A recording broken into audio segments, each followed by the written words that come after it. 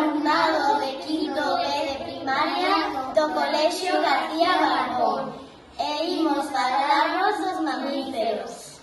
Ana, que son os mamíferos? Os mamíferos son animais vertebrados, vivíparos, a excepción dos ornitorrincos.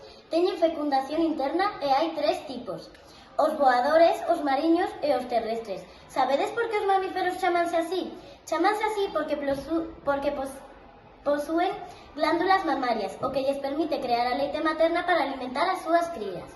Como dixen antes, hai tres tipos: os terrestres, que son os que se desplazan e viven na terra; os mariños, que son os que se desplazan e viven na auga; e os voadores, que son os que se desplazan e viven no aire. A súa hábitat. Os mamíferos poden vivir en todos os tipos de hábitats, como poden ser selvas, campos, na auga. Como dixen antes, como poden vivir en todo tipo de hábitats, tamén en todo tipo de climas, como o frío, o temperado ou o cálido. Os mamíferos reprodúcense sexualmente, é dicir, que son vivíparos. Os mamíferos posúen 4 extremidades. Algúns, como o gato, teñen patas, outros, como as focas, teñen aletas e outros, como os morcegos, teñen as. Boca. Os mamíferos teñen unha boca con dentes e beizos que lles permite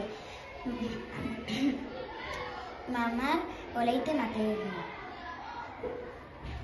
Son vertebrados, é dicir, que teñen un esqueleto interno articulado. Damián, mediante que respiran os mamíferos? Mediante pulmóns. E de que está cuberto o seu corpo? De pelo ou pel. E que tipo de fecundación teñen? Teñen fecundación interna, que significa que o óvulo e o espermatozoide únense no interior do corpo da femia. Alimentación. Hai tres tipos de alimentación, que son os carnívoros, que alimentanse de carne; os herbívoros, que alimentanse de plantas; e os omnívoros, que alimentanse de plantas e carne. A que non podedes decirme curiosidades sobre os mamíferos? Por suposto que podemos. Curiosidades do ornitorrinco. O ornitorrinco é o único animal mamífero ovíparo e ten a pel fluorescente. Isto é todo sobre os mamíferos.